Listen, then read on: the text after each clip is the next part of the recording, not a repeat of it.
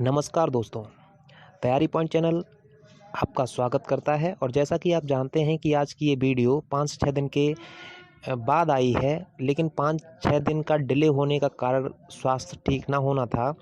लेकिन आज ये वीडियो आपके समक्ष प्रस्तुत है। और वीडियो को स्टार्ट करने से पहले मैं आपको बताना चाहता हूँ कि आज की ये वीडियो थोड़ी बड़ी होने वाली है। बिकॉज़ इस वीडियो से पहले जो मैंने आपको 3 वीडियो दी हैं, वो वीडियो थोड़ी छोटी-छोटी थी। लेकिन आज की ये वीडियो बड़ी इसलिए हो जाएगी बिकॉज़ जितना भी पहले चैप्टर में बचा हुआ है, पहले चैप्टर का मतलब है हड़प्पा सभ्यता में जो कुछ भी बचा हुआ है, वो हम सारा का सारा आज की इस वीडियो में कवर करने वाले हैं। तो ये वीडियो थोड़ा बड़ा होने वाला है, लेकिन ये वीडियो हर चीज़ को पकड़ेगी, कोई भी चीज़ इससे छूटने वाली नहीं है, ठीक है? और आज का चैप्टर इसी वीडियो में हम ख़त्म करने वाले हैं, तो प्लीज़ थोड़ा टाइम निकाल कर इसके वीडियो को देखिएगा। और एक से एक डीपली चीज़ आपको इस वीडियो में मिलने वाली है। तो टाइम को वेस्ट ना करते हुए वीडियो को स्टार्ट करते हैं। और ये रहा आपकी स्क्रीन पर। हम चलते हैं सबसे पहले लोथल, और लोथल से पहले का जो कुछ भी था वो हम उन 3 वीडियो में देख चुके हैं। तो आज हम लोथल पढ़ने वाले हैं। लोथल क्या कहता है? लोथल का पहला पॉइंट कहता है कि अहमदाबाद गुजरात में भोगवा एवं साबरमती नदी के संगम पर खंबात की खाड़ी में स्थित लोथल की खोज 1957 ईस्वी में एस.आर. राव ने की थी। अगला पॉइंट कहता है कि लोथल को एस.आर. राव ने लघु हड़प्पा या फिर लघु मोहनजोदड़ो भी कहा है। अगला पॉइंट कहता है कि लोथल से आवासीय क्षेत्रों का मतलब है घरों में वृत्ताकार या फिर चतुर्भुजाकार का अग्निवेदी मिली है। अगला पॉइंट कहेगा कि लोथल हड़प्पा सभ्यता का एक प्रमुख बंदरगाह था। यहाँ से पश्चिमी एशिया से व्यापार होता था।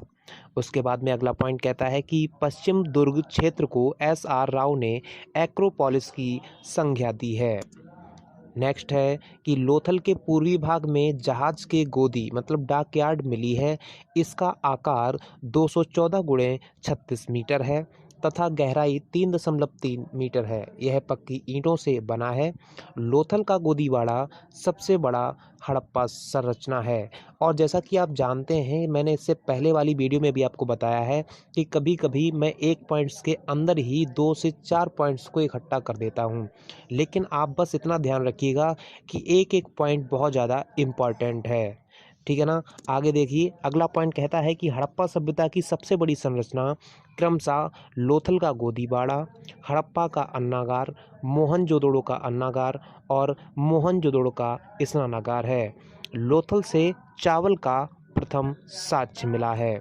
उसके बाद में कालीबंगा से समान छिद्रयुक्त बालक की खोपड़ी मिली है, जो खोपड़ी पर शल्य चिकित्सा का प्राचीनतम प्रमाण है। उसके बाद में आगे हम देखने वाले हैं कि लोथल से मिली प्रमुख वस्तुएं। ऐसी कौन कौन सी प्रमुख वस्तुएं हैं जो कि लोथल से मिली हैं? जैसे कि पहले नंबर पर है डॉकयार्ड मतलब गोदीवाड़ा। उसके बाद में है धान एवं बाजरे का साच। उसके बाद में है फारस की मुहर। अगला है 3 युगल समाधियाँ।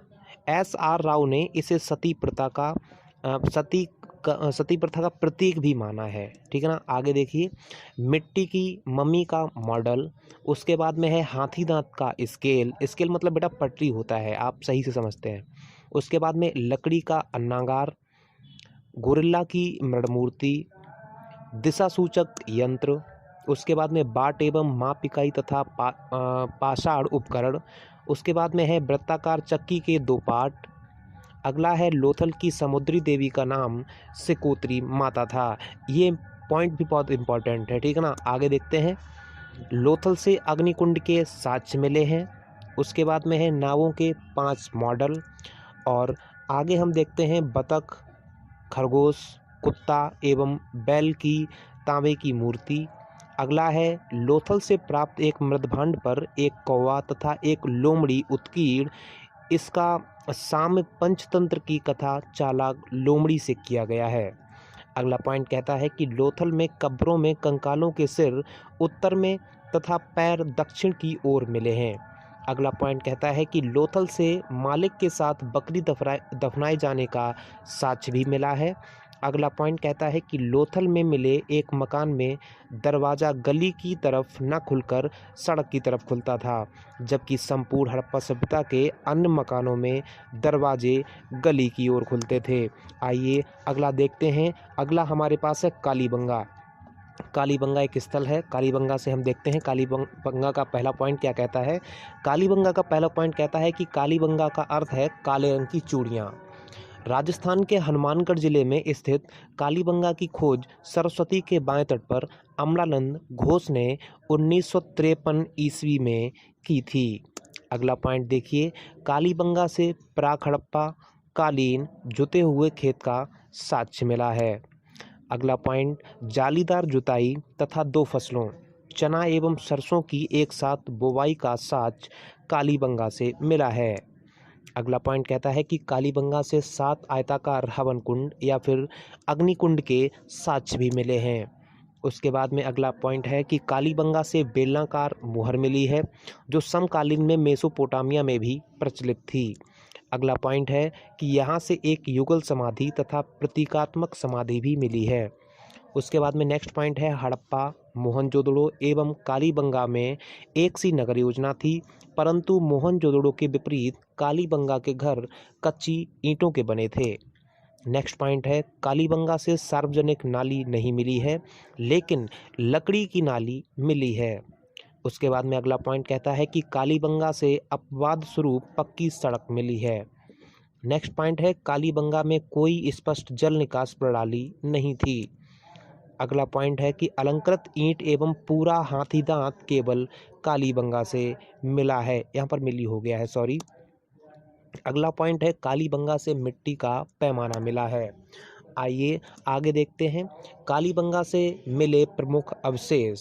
यहाँ से कुछ प्रमुख अवशेष मिले हैं कालीबंगा से, जो कि हम आपको बताते हैं। जैसे कि पहला है फर्श में अलंकृत ईंटों का प्रयोग। नेक्स्ट है हल्के निशान। अगला है ऊंट की अस्थियाँ, जो कि मोहनजोदड़ो से भी मिली हैं, ठीक है ना। आगे देखें, खिलौना गाड़ी एवं पहिए। उसके बाद में सिलवट्टा, और आगे है हाथी दांत की कंघी। उसके बाद में है एक पल्ले वाला दरवाज़ा। अब एक पल्ले वाला दरवाज़ा आप सही समझते हो, बिकॉज प्रेजेंट टाइम में हमारे घरों के रूम जो होते हैं उनमें एक साइड वाला दरवाज़ा ही लगा होता है, ये पहले भी था। उसके बाद में अगला पॉइंट है मृड पट्टिका पर सींग युक्त देवता की आकृति का अंकन। अगला है कालीबंगा से मातृ देवी की कोई मूर्ति नहीं मिली है। अगला है दशरथ शर्मा ने कालीबंगा को हड़प्पा सभ्यता की तीसरी राजधानी कहा है। आइए अगला देखते हैं। अगला है बनावली। बनावली में क्या है, इसका पहला पॉइंट हम देखते हैं। पहला पॉइंट कहता है कि बनावली हरियाणा के फतेहाबाद जिले में रंगोई नदी के तट पर स्थित है।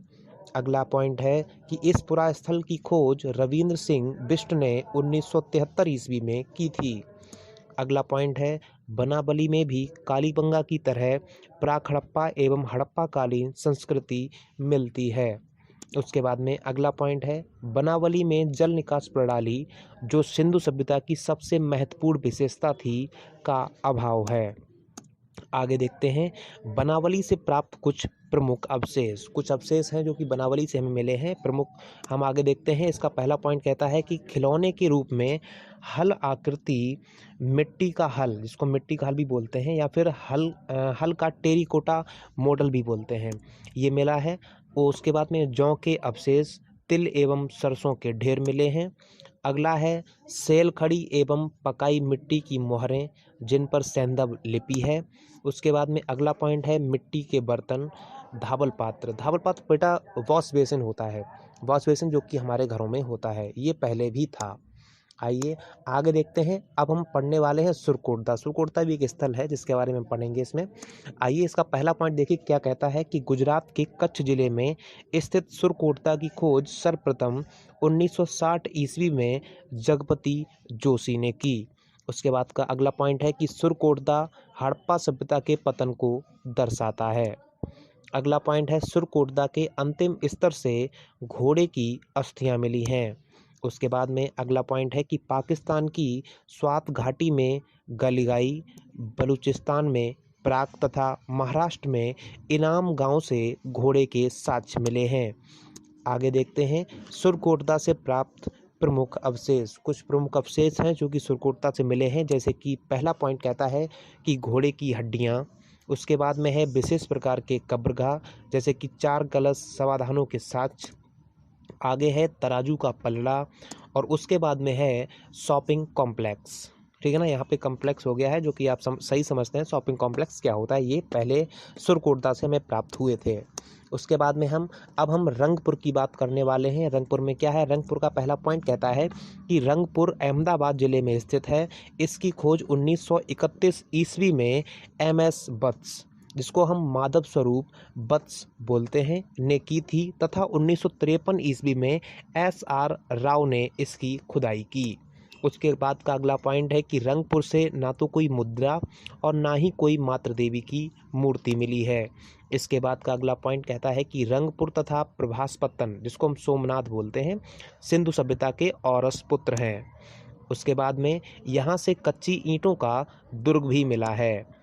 अब हम आगे देखते हैं रोजदी। रोजदी भी एक स्थल है जिसके बारे में हम पढ़ने वाले हैं। इसका एक छोटा सा पॉइंट है जो कि कहता है कि यह स्थल गुजरात में भादर नदी के उत्तरी तट पर स्थित है।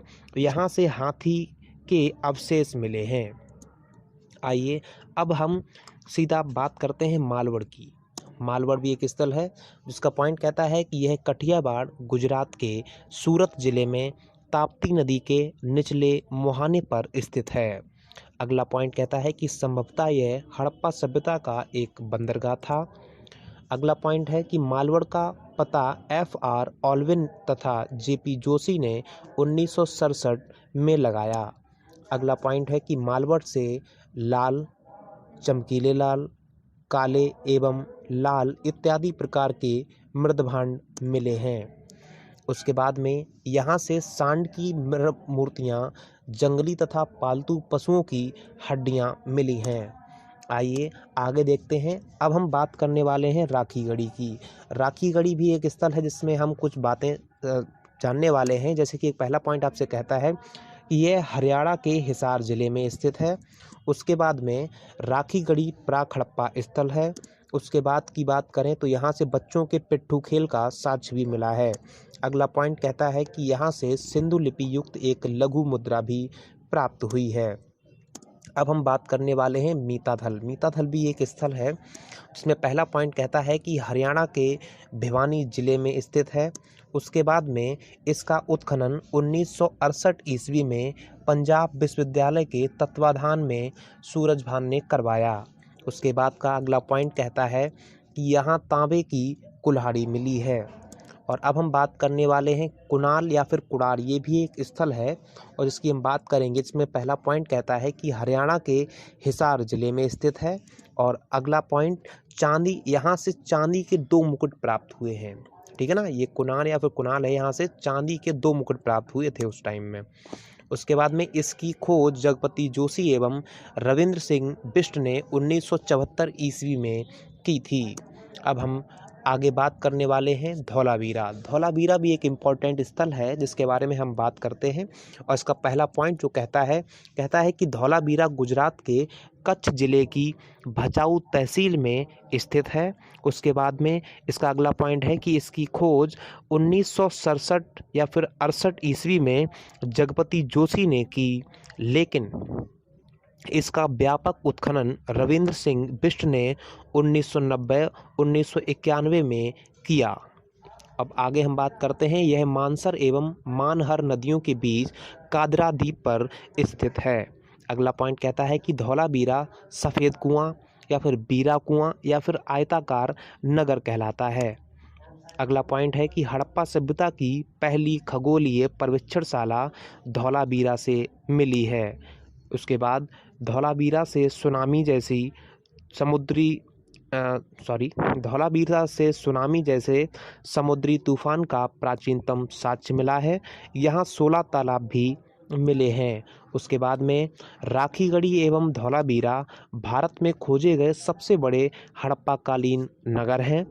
और यहाँ पर एक बात नोट करके हमने आपको बताई है कि 2015-16 ईस्वी में हुई खोज के आधार पर राखीगढ़ी का क्षेत्रफल 410 हेक्टेयर माना गया है। इस आधार पर कुछ विद्वान राखीगढ़ी को समस्त हड़प्पा स्थलों में सबसे बड़ा मानते हैं। ये एक नई रिपोर्ट के अनुसार है जो कि 2015-16 की रिपोर्ट है, ठीक है ना। आइए आगे देखते हैं। इसमें राखीगढ़ी एवं धौलावीरा के बाद कालीबंगा देश का तीसरा सबसे बड़ा पुरातात्विक स्थल है। आइए नेक्स्ट पॉइंट कहता है कि धौलावीरा से खेल के स्टेडियम तथा सूचना पट या साइन बोर्ड के साक्ष्य मिले हैं। इसमें 10 अक्षर हैं। प्रत्येक अक्षर 37 सेंटीमीटर लंबा एवं 27 सेंटीमीटर चौड़ा है। अगला पॉइंट कहता है कि धौलावीरा से बांध निर्माण या फिर कृत्रिम जलाशय या फिर उत्कृष्ट जल प्रबंधन, जिसको हम वाटर हार्वेस्टिंग बोलते हैं, उसके साक्ष्य मिले हैं। अगला पॉइंट कहता है प्राचीनतम काल का सबसे बड़ा बंदरगाह धौलावीरा से मिला है। अगला पॉइंट है सर्वाधिक प्रवेश द्वार धौलावीरा से मिले हैं। उसके बाद का अगला पॉइंट है कि धौलावीरा के उत्थान एवं पतन के 7 सांस्कृतिक चरण प्राप्त हुए हैं। अब हम आगे देखते हैं रोपड़ के बारे में। रोपड़ भी एक स्थल है। रोपड़ क्या कहता है? रोपड़ का पहला पॉइंट कहता है कि रोपड़ पंजाब में सतलज नदी के बाएं तट पर स्थित है। अगला पॉइंट है इसकी खोज 1950 ईस्वी में बीबी लाल ने तथा उत्खनन 1953-1956 ईस्वी में यज्ञदत्त शर्मा ने किया। अगला पॉइंट कहता है कि स्वतंत्रता के बाद भारत में खोजा गया प्रथम स्थल रोपड़ है एवं दूसरा कालीबंगा था। आइए अगला पॉइंट देखते हैं कि रोपड़ में मानव की कब्र के साथ कुत्ते के समाधान के प्रमाण भी मिले हैं। इसमें हमने एक नोट करके एक पॉइंट बताया है आपको कि इस प्रकार की प्रथा नवपाषाण काल में बुर्ज होम का मतलब है जम्मू कश्मीर में प्रचलित थी। इसके बाद में हम भीराना की बात करते हैं। भीराना भी आपका एक स्थल है जिसमें हम आपको बताते हैं कि हरियाणा स्थित भीराना से प्राप्त लाल मृदभांड पर एक स्त्री का चित्र अंकित था, जिसकी तुलना मोहनजोदड़ो से प्राप्त कांस्य नर्तकी से की गई है। भीराना प्राचीनतम हड़प्पा स्थल माना जाता है। आइए आगे देखते हैं कि ये कुछ इंपॉर्टेंट पॉइंट हैं, ठीक है ना। अब जो पॉइंट आपको दिख रहे हैं ये कुछ इंपॉर्टेंट पॉइंट्स हैं, ठीक है ना। जैसे मांडी जो कि उत्तर प्रदेश हड़प्पा सभ्यता की रखसाल थी। उसके बाद में हुलास जो कि उत्तर प्रदेश से है कि गेहूं की खेती किए जाने का स्पष्ट प्रमाण मिला है। आगे देखते हैं सनौली जो कि उत्तर प्रदेश से ही है, समाधान का साक्ष्य मिला है यहाँ से। उसके बाद में सनौली हड़प्पा सभ्यता का अंतिम ज्ञात कब्रगाह स्थल है एवं इसे विश्व का विशालतम कब्रगाह स्थल माना जाता है। उसके बाद में अगला पॉइंट है बालू एक जो बालू, ये सीमेंट बालू नहीं है, ये बालू एक स्थल है, एक स्थान है जो कि हरियाणा से सर्वाधिक फसली साक्ष्य प्राप्त होते हैं। यहाँ से अदरक का भी प्राचीनतम साक्ष्य मिला है। अगला पॉइंट देखिए कहता है कि अल्लादीनो पाकिस्तान में स्थित बिना सुरक्षा दीवारों से घिरा हड़प्पा एक गांव था। इसकी खोज WA फेयर सर्विस ने की, वो भी कराची में। अगला पॉइंट कहता है कि बालाकोट का उत्खनन 1979 ईस्वी में जॉर्ज F डेल्स ने करवाया। बालाकोट पूर्वी मकरान तट जिसे हम बलूचिस्तान में है पर लासबेला जिला में स्थित है। आइए आगे देखते हैं। अब हम नगर नियोजन के बारे में बात करेंगे। नगर नियोजन के अंदर पहला पॉइंट कहता है कि हड़प्पा सभ्यता की सबसे प्रभावशाली विशेषता उसकी नगर नियोजन एवं जल निकास प्रणाली है। आइए हम आगे देखते हैं। सबसे पहला है सड़क के बारे में बात करेंगे तो सड़क में पहला पॉइंट कहता है कि नगर योजना जाल पद्धति या फिर चेस बोर्ड पर आधारित थी या फिर है, ठीक है ना। अभी हमने है कर दिया बिकॉज अभी हम आपको बता रहे हैं इसलिए। और दूसरा पॉइंट कहता है कि सड़कें एक दूसरे को समकोण पर काटती थीं। अगला पॉइंट कहता है कि सड़कें कच्ची मिट्टी की बनी होती थीं। नेक्स्ट पॉइंट कहता है कि नगर की प्रमुख सड़क को प्रथम सड़क कहा गया है। नगरों में प्रवेश पूर्वी सड़क से होता था और जहां यह प्रथम सड़क से मिलती थी उसे ऑक्सफोर्ड सर्कस कहा गया। नेक्स्ट पॉइंट कहता है कि मुख्य सड़कें उत्तर से दक्षिण की तरफ जाती हैं। उसके बाद में हम आगे देखते हैं नगर विन्यास के बारे में। नगर विन्यास क्या होता है आइए देखते हैं। पहला पॉइंट कहता है नगर नियोजन जो कि 2 भागों में बटा था। मतलब नगर नियोजन जो है वो नगर 2 भागों में बटा था, जिसमें पहला है पश्चिमी टीला। पश्चिमी टीला देखिए क्या कहता है, पश्चिमी टीला कहता है कि इसमें किला दुर्ग होता था या फिर किला आयताकार क्षेत्र का होता था। उसके बाद में दूसरा है वो है पूर्वी टीला। पहला हो गया पश्चिमी टीला, दूसरा हो गया आपका पूर्वी टीला। पूर्वी टीला क्या कहेगा, पूर्वी टीला कहता है कि इसे निचला नगर कहते थे, जो सामान्य जनता का आवास क्षेत्र था।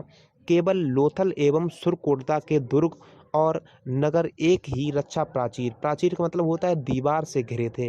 हड़प्पा कालीन नगरों के चारों ओर प्राचीर बनाने का उद्देश्य शत्रु आक्रमण से रक्षा करना नहीं था, अपितु लुटेरों एवं पशु चोरों से सुरक्षा करना था।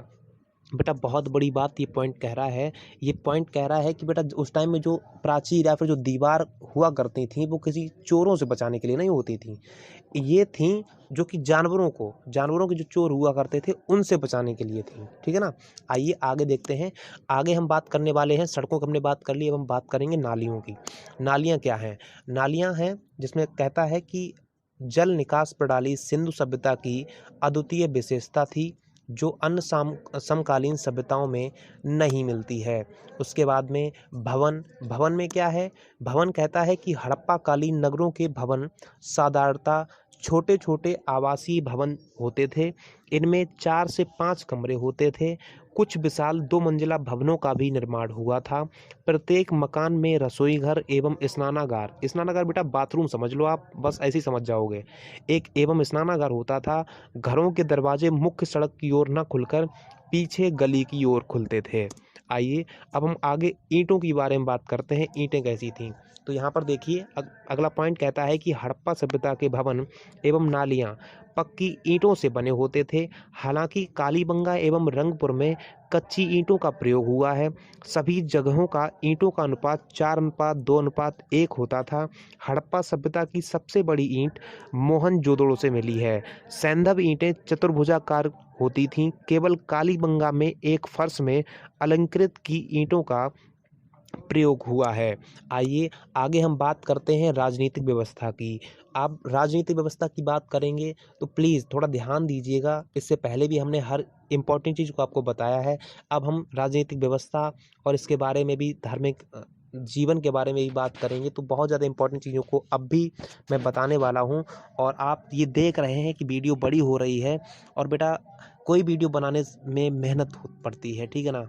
इससे पहले मैंने लगभग 5-6 दिन डिले किया, लेकिन बीच में सिर्फ इस वीडियो पे काम किया, बिकॉज़ मैंने कंटेंट को ढूंढा, उसको टाइप किया अपने सिस्टम में और स्लाइड्स को क्रिएट किया, और प्रेजेंट टाइम में अब रिकॉर्ड करके आप तक, मतलब एडिटिंग करके फिर आप तक पहुंचाना, अपलोड करना बहुत बड़ी बात हो जाती है।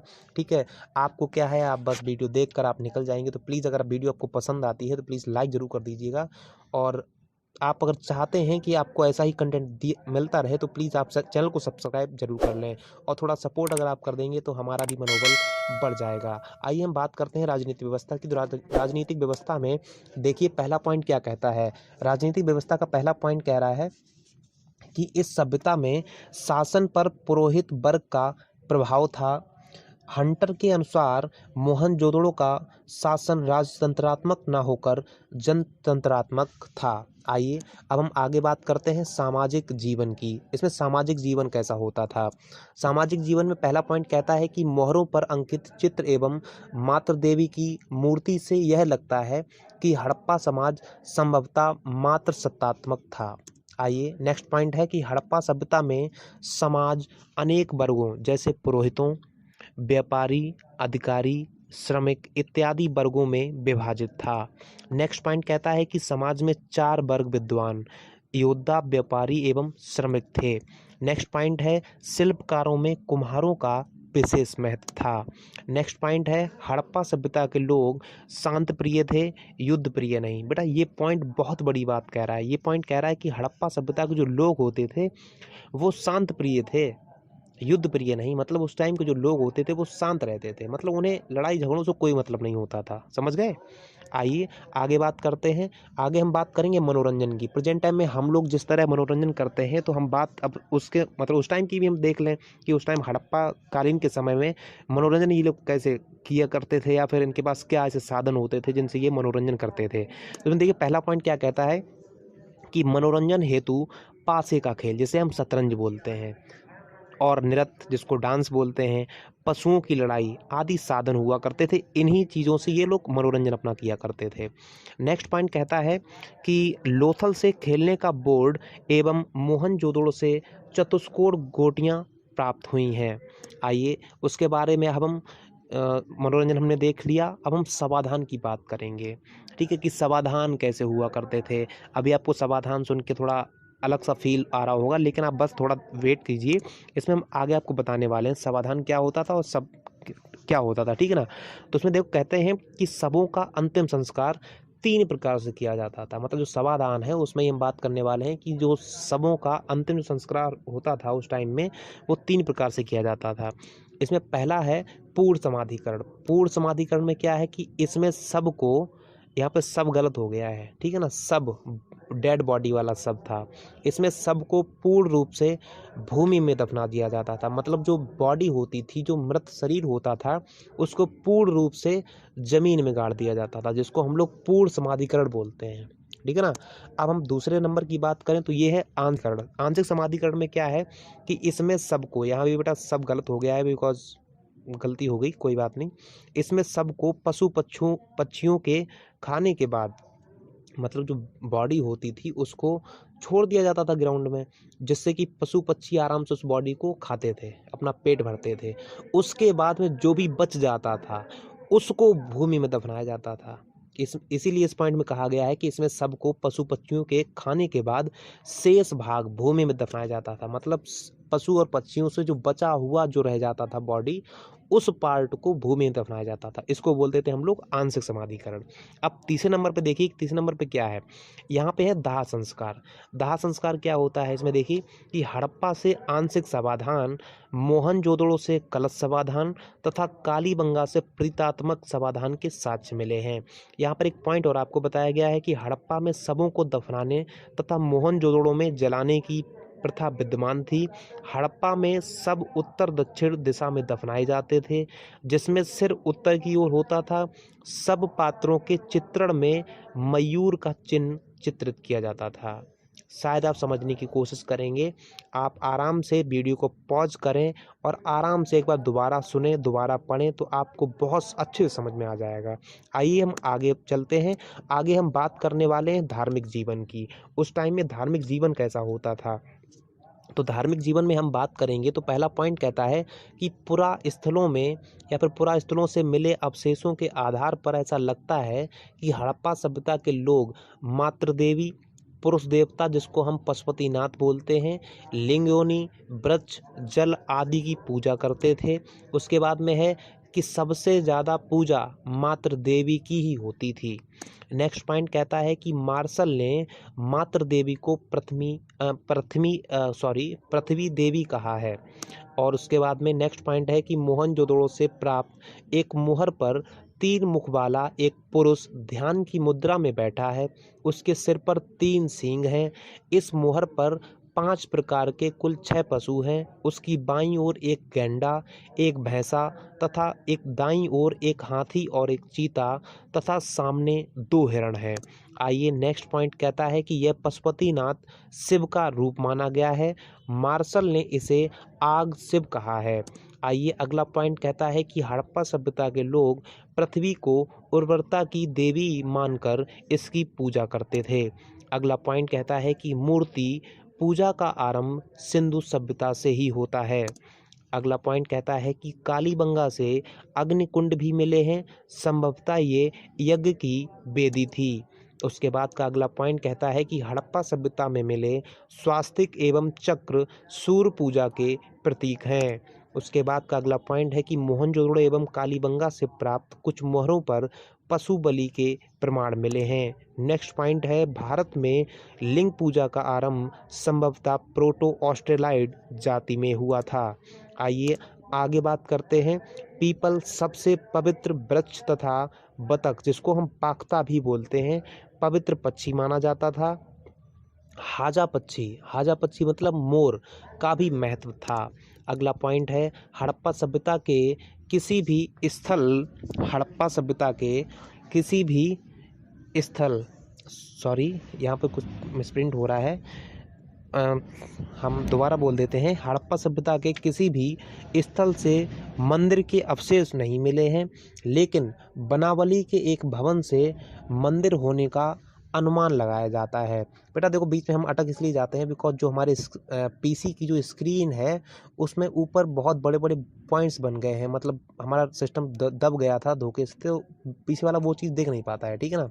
तो आप वो ना सोचिएगा, हम इसलिए अटक रहे हैं। आगे बात करने वाले हैं आर्थिक जीवन की। आर्थिक जीवन में हड़प्पा कालीन अर्थव्यवस्था कृषि, पशुपालन एवं आंतरिक एवं विदेशी व्यापार पर निर्भर थी, और इसकी बात हम अगली स्लाइड पर करने वाले हैं। तो आइए देखते हैं, हम आगे बात करेंगे कृषि की। कृषि में देखिएगा, कृषि की बात करें तो कृषि में पहला पॉइंट कहता है कि हड़प्पा सभ्यता व्यापार प्रधान थी, किंतु आजीविका एवं अर्थव्यवस्था का मुख्य आधार सिर्फ कृषि था।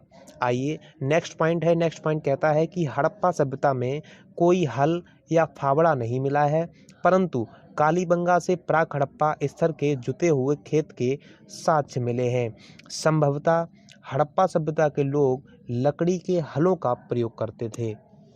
नेक्स्ट पॉइंट कहता है हड़प्पा सभ्यता की उर्वरता का मुख्य कारण सिंधु नदी में प्रतिवर्ष आने वाली बाढ़ थी। नेक्स्ट पॉइंट कहता है कि फसल काटने के लिए पत्थर के हंसियों का प्रयोग करते थे। और उसके बाद में अगला पॉइंट है हड़प्पा सभ्यता के लोग नवंबर के महीने के बाढ़ का पानी उतरने के बाद उपजाऊ मिट्टी में गेहूं एवं जौ बोते थे तथा अप्रैल में फसल काट लेते थे। उसके बाद हम बात करेंगे प्रमुख फसलों की। प्रमुख फसलें क्या थीं कि पहला पॉइंट देखिए क्या कहता है कि हड़प्पा सभ्यता में अब तक 9 प्रकार की फसलों की पहचान की गई है, जिसमें चावल, गेहूं की 3 किस्में, ठीक है, जौ की 2 किस्में, खजूर, तरबूज, मटर, राई, तिल, कपास, ये आपकी 9 प्रमुख फसलें हैं जो कि उस टाइम में आपको मिली थीं। अगला पॉइंट कहता है कि चावल के साक्ष्य लोथल, रंगपुर, हड़प्पा एवं कालीबंगा से मिले हैं। उसके बाद अगला पॉइंट है बाजरा के साक्ष्य लोथल, हड़प्पा, सुरकोटदा एवं सोरतुगई से मिले हैं। अगला पॉइंट कहता है गेहूं, जौ एवं कपास की खेती का ज्ञान मेहरगढ़, जो कि पाकिस्तान में है, से प्राप्त किया। मेहरगढ़ से प्रथम खेती के साक्ष्य भी मिले हैं। अगला पॉइंट देखिए कहता है कि हड़प्पा सभ्यता के लोगों का प्रमुख खाद्यान्न गेहूं एवं जौ था। नेक्स्ट पॉइंट है सिंधु सभ्यता के लोग रागी एवं ईख मतलब गन्ना से अपरिचित थे। लोथल से चावल एवं बाजरे के, बनावली से जौ के, तिल एवं सरसों के तथा हड़प्पा से गेहूं एवं जौ के दानों का साक्ष्य मिला था। आइए उसके बाद में अगला पॉइंट है कि सर्वप्रथम कपास उगाने का श्रेय सिंधु सभ्यता के लोगों को जाता है। नेक्स्ट पॉइंट है गुजरात के नागवाड़ा नामक स्थान पर भी प्राक हड़प्पा कालीन किसान रहते थे। उसके बाद में हम पशुपालन की बात करेंगे। पशुपालन में क्या है और किस तरह ये लोग पशुपालन किया करते थे, तो हम देखिए पहला पॉइंट देखते हैं। पहले पॉइंट में कहता है कि हड़प्पा सभ्यता के लोग बैल, गाय, भेड़, बकरी, सूअर आदि पालते थे। उसके बाद में अगला पॉइंट कहता है कि गुजरात का नेस्ती नगर पशुपालकों का केंद्र था। नेक्स्ट पॉइंट कहता है कि गाय, ऊंट एवं घोड़े का अंकन मोहरों पर नहीं मिलता है। नेक्स्ट पॉइंट है कि गाय की आकृति युक्त कोई मूर्ति नहीं मिली है। अगला पॉइंट है हड़प्पा संस्कृति में कुबड़ वाला बैल विशेष महत्व रखता था, इसकी पूजा होती थी। अगला पॉइंट है घोड़े के अस्थिपंजर केवल सुरकोटदा गुजरात नामक स्थल से मिले हैं, अतः निष्कर्ष निकाला गया है कि सिंधु सभ्यता के लोग संभवतः घोड़े से परिचित नहीं थे। उसके बाद में अगला पॉइंट कहता है कि मोहनजोदड़ो की ऊपरी सतह से तथा लोथल से घोड़े की टेराकोटा की मूर्ति मिली है, आइए बात करते हैं अगले पॉइंट की। बलूचिस्तान स्थित राणा घुंडई के निम्न स्तरीय धरातल से घोड़े के दांत प्राप्त हुए हैं, जो हड़प्पा सभ्यता में कुछ शताब्दी पहले के हैं। आइए नेक्स्ट पॉइंट है, गुजरात के निवासी हाथी पालते थे। ये पॉइंट आपके लिए बहुत ज़्यादा इम्पोर्टेंट है, गुजरात के निवासी हाथी पालते थे। आइए हम आगे बात करते हैं शिल्पकला एवं धातु की। शिल्पकला एवं धातु की बात करें तो उसमें पहला पॉइंट देखिए क्या कहता है। पहला पॉइंट कहता है कि हड़प्पा सभ्यता कांस्ययुगीन या फिर ताम्रयुगीन सभ्यता थी। अगला पॉइंट कहता है कि हड़प्पा के लोग तांबे के साथ टिन मिलाकर कांसा तैयार करते थे। तांबा एवं टिन का अनुपात 9:1 होता था। अगला पॉइंट है कि हड़प्पा काल में मृदभांड का निर्माण कुम्हार के चाक पर किया जाता था। नेक्स्ट पॉइंट है, हड़प्पा सभ्यता के मृदभांड लाल एवं काले रंग के होते थे। नेक्स्ट पॉइंट है, हड़प्पा सभ्यता के लोग लोहे से परिचित नहीं थे, वे तलवार से भी परिचित नहीं थे। नेक्स्ट पॉइंट है, मोहनजोदड़ो के मृदभांड पर लेख नहीं है, किंतु हड़प्पा के बर्तनों पर भी लेख मिलते हैं। नेक्स्ट पॉइंट है, सबसे प्रमुख उद्योग वस्त्र उद्योग था। आइए हम अगले पॉइंट की बात करें तो सीप एवं मोती उद्योग, लोथल एवं बालाकोटा में मनके बनाने के कारखाने, लोथल, बनावली, भगासरा एवं चलहुदड़ों में तथा शंख शिल्प का केंद्र बालाकोट तथा नागेश्वर गुजरात में स्थित था।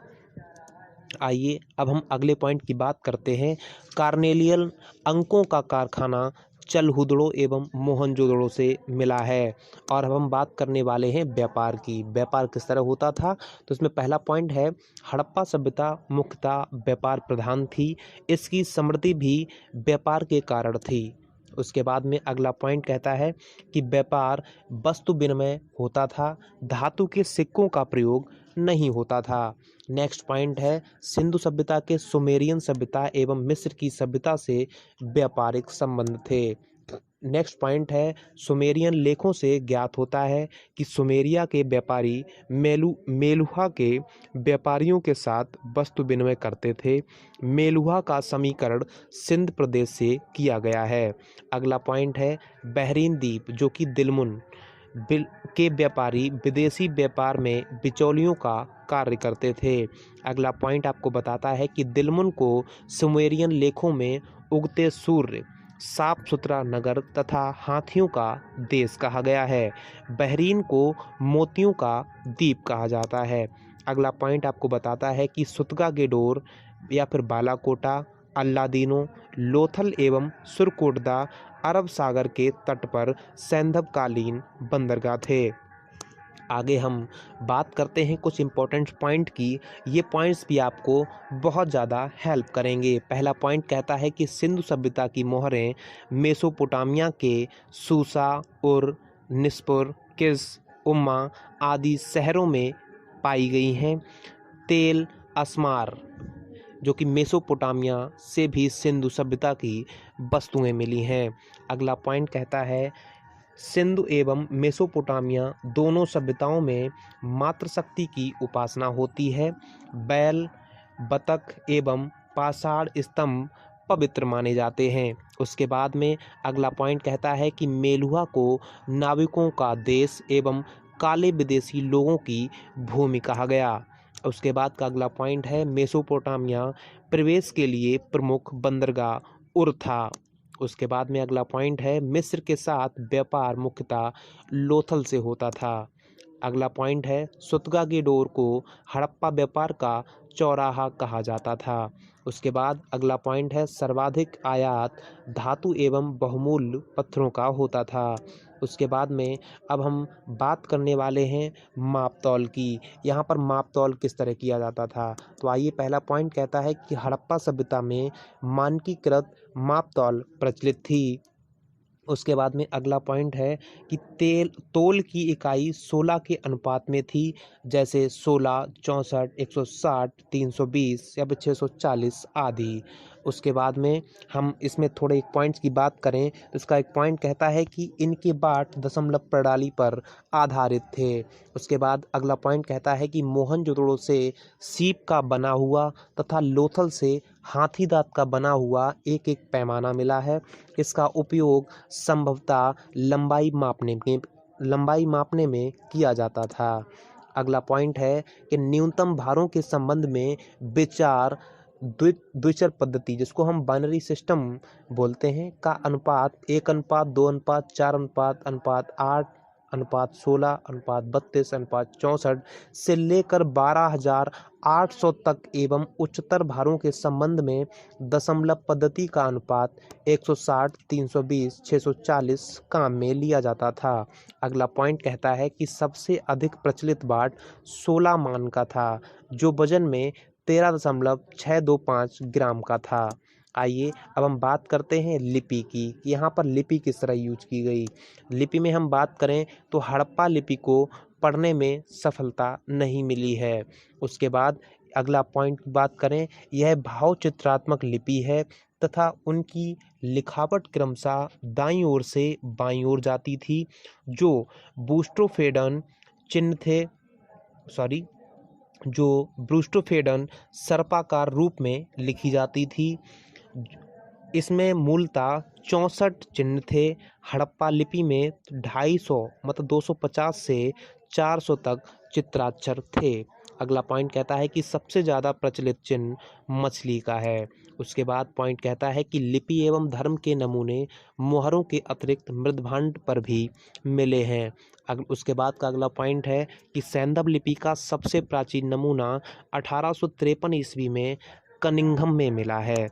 उसके बाद नेक्स्ट पॉइंट है कि अधिकांश लिपि के नमूने सेल खड़ी की मोहरों पर मिले हैं। उसके बाद नेक्स्ट पॉइंट है कि हड़प्पा लिपि देसी है तथा पश्चिम एशिया का लिपियों से कोई संबंध नहीं है। नेक्स्ट पॉइंट है फादर हेरास ने इस लिपि को तमिल लिपि का आदि रूप माना है।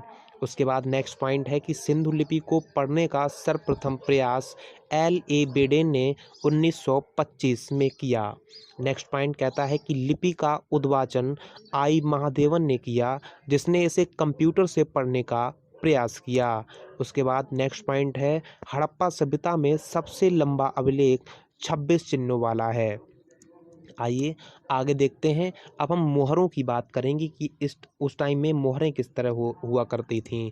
तो मोहरों में अब तक विभिन्न हड़प्पा कालीन स्थलों से लगभग 2000 मोहरें प्राप्त हुई हैं।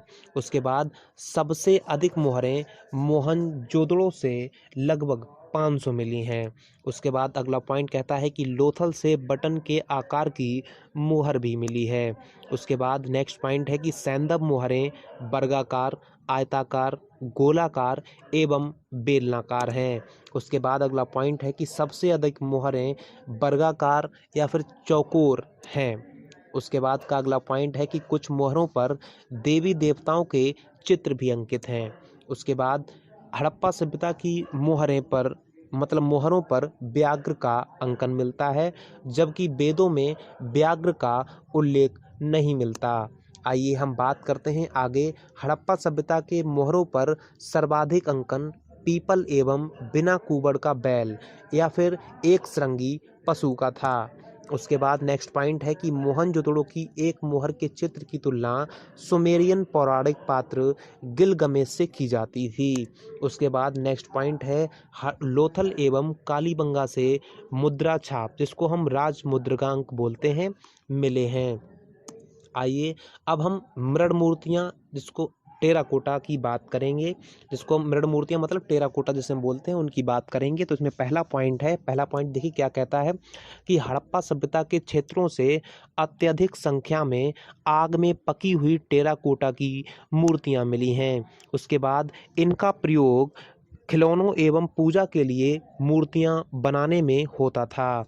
उसके बाद अगला पॉइंट कहता है कि नारी मृण मूर्तियां संख्या में सर्वाधिक हैं। उसके बाद नेक्स्ट पॉइंट है कि इन मूर्तियों का निर्माण हाथ से चिकोटी पद्धति से किया गया है। उसके बाद समस्त मृण मूर्तियों में 73% पशु पक्षियों में एवं 25% मानव मृण मूर्तियां हैं। उसके बाद का अगला पॉइंट है कि पशुओं में सर्वाधिक कुबड़ वृषभ, वृषभ मतलब बैल होता है, एवं पक्षियों में गौरैया की सर्वाधिक मृण मूर्तियां हैं। नेक्स्ट पॉइंट की बात करें कि हड़प्पा सभ्यता से निम्न चीज़ों के कोई अवशेष नहीं मिले हैं। ऐसी कौन कौन सी चीज़ें हैं, जैसे कि नहरों द्वारा सिंचाई के तथा नदी उपासना के, मंदिर के, शेर के, पन्ना के और लोहा के, ये ऐसी चीज़ें हैं जिनके बिल्कुल भी अवशेष नहीं मिले हैं। आइए अब हम अन्य महत्वपूर्ण तथ्य की बात कर लेते हैं। इसमें पहला तथ्य है कि पर्दा प्रथा एवं वेश्यावृत्ति सिंधु सभ्यता में प्रचलित थी। आइए नेक्स्ट पॉइंट कहता है कि सिंधु सभ्यता में प्रेतवाद, भक्ति और पुनर्जन्मवाद के बीज मिलते थे। उसके बाद अगला पॉइंट कहता है कि धौलावीरा भारत में स्थित सबसे बड़ा हड़प्पा कालीन स्थल है। नेक्स्ट पॉइंट कहता है कि हड़प्पा सभ्यता नगरीय सभ्यता थी। उसके बाद हम बात करेंगे हड़प्पा सभ्यता के पतन के कारण। अब हम सबसे इम्पोर्टेंट बात करने वाले हैं कि जो हड़प्पा सभ्यता का जो पतन हुआ है उसके कारण क्या थे। उसमें पहला जो कारण था, देखिए हमने सारे आपको कारण इकट्ठा दिखा दिए। यहाँ पर पहला था पारिस्थितिक असंतुलन, उसके बाद में दूसरा था घग्गर नदी का सूखना, तीसरा है नदी मार्ग में परिवर्तन और चौथा है बाढ़ का आना। उसके बाद में बाह्य आक्रमण और सबसे लास्ट का है जलवायु में परिवर्तन। अब हम आगे बात करते हैं परवर्ती या उत्तर हड़प्पा संस्कृति। आपको हम दो पहले ही बता चुके हैं और ये तीसरा है परवर्ती या उत्तर हड़प्पा संस्कृति। उसमें बहुत कम और थोड़ा सा दिया गया है। इसमें बताया गया है कि रंगपुर एवं प्रभास पत्तन से परवर्ती हड़प्पा संस्कृति के अवशेष मिले हैं। उसके बाद में भारत में उत्तर हड़प्पा के 980 स्थल हैं जो सर्वाधिक हैं। उसके बाद बारे में हम बात करें तो गांधार कब्र संस्कृति के एक स्थल कटेलाई से 2 ऐसी कब्र मिली हैं जहां मालिक के साथ घोड़ों को दफनाया गया था। उसके बाद हम बात करें परवर्ती हड़प्पा संस्कृति या मुख्यतः ग्रामीण सभ्यताएं एवं ताम्र पाषाणिक थीं। उसके बाद अगला पॉइंट कहता है कि भगवानपुरा में उत्तर हड़प्पा के लोग पकाई हुई ईंटों का प्रयोग करते थे। आइए हम आगे बात करते हैं विविध तथ्य के बारे में। इसमें पहला तथ्य है वो कहता है कि तरखान वाला डेरा राजस्थान में हड़प्पा सभ्यता का केंद्र था। यह हड़प्पा सभ्यता का पोट्री केंद्र था। उसके बाद में अगला पॉइंट कहता है कि कच्छ स्थित जूतीकोरिन से 2 स्टेडियम के साक्ष्य मिले हैं। उसके बाद का अगला पॉइंट कहता है कि कुंतासी से बंदरगाह के साक्ष्य मिले हैं। उसके बाद अगला पॉइंट कहता है कि धौलावीरा से भैंस की हड्डी की बनी स्केल का मतलब होता है पटरी मिली है। उसके बाद नेक्स्ट पॉइंट कहता है कि स्वात घाटी उत्तर हड़प्पा का उत्तरी छोर माना जाता है। उसके बाद का नेक्स्ट पॉइंट है कि लोथल से सोना धातु के अवशेष नहीं मिले हैं। नेक्स्ट पॉइंट है मोहनजोदड़ो से मिट्टी के रथ का नमूना मिला है। उसके बाद नेक्स्ट पॉइंट है बाघ से लड़ते व्यक्ति का चित्र मोहनजोदड़ो के मोहर पर स्थित है या फिर मोहरों पर है। उसके बाद अगला पॉइंट है कि सैंदव सभ्यता मानव इतिहास के आग ऐतिहासिक काल से संबंधित है। उसके बारे में हम अगले पॉइंट के बारे में बात करें तो सिंधु लिपि को बाएं से दाएं पढ़ने और उसे तमिल भाषा में करने वाले विद्वान रेवरेंड हैरस थे। आइए और इस चैप्टर को हमने यहाँ पर समाप्त कर दिया। आगे हम बात करेंगे, बोलते बोलते गला भी सूख गया है, ठीक है ना। और अगर आपको ये वीडियो पसंद आती है तो प्लीज़ वीडियो को लाइक ज़रूर कर दें, कमेंट करके ज़रूर बताएं, बिकॉज़ बहुत ज़्यादा मेहनत लगी है आपके लिए। तो प्लीज़ कुछ तो सोचें और वीडियो को लाइक करें। अगर आपको लगता है कि ऐसी वीडियो आपको प्रतिदिन मिलती रहे या फिर ऐसी डीपली एजुकेशन आपको मिलती रहे लगातार, तो आप चैनल को सब्सक्राइब जरूर कर लें और चैनल को शेयर ज़रूर कर दें अपने दोस्तों के साथ, जिससे कि और लोगों के पास भी ऐसी एजुकेशन पहुंच जाए। तो बस अब हम आपको धन्यवाद करते हैं, थैंक यू सो मच, आपने हमें इतना टाइम दिया। लेकिन आपको हम इतना गारंटेड बता सकते हैं कि आपने अगर मेरी 3 वीडियो पहले की और प्लस ये चौथी वीडियो, अगर ये 4 वीडियो आपने सही से देख ली या फिर आपने कैसे भी नोट्स अगर अपना क्रिएट कर लिया, तो ये पहला चैप्टर जिसको हमने सिंधु सभ्यता या फिर हड़प्पा सभ्यता नाम दिया था, इस वीडियो को या फिर इस चैप्टर को कभी भी आप किसी अदर यूट्यूब चैनल से पढ़ने की ज़रूरत नहीं पड़ेगी, किसी भी किताब से इस चैप्टर को पढ़ने की ज़रूरत नहीं पड़ेगी। बिकॉज इस वीडियो में, इन 4 वीडियो के अंदर हमने उस चैप्टर की हर एक छोटी से छोटी बात को इन 4 वीडियो के अंदर पूरा आपको बता दिया है। तो हम आज के लिए इतना ही रखते हैं, बिकॉज बोलते बोलते गला सूख चुका है और आप भी बहुत थक चुके होंगे वीडियो को देखते देखते। तो चलिए, आपका शुक्रिया, चलते हैं। आज के लिए बस इतना ही। अगली वीडियो आपको इसी चैनल पर फिर से मिलेगी, तो बस आप चैनल को सब्सक्राइब कर लें, बेल आइकन को ऑन कर लें। धन्यवाद।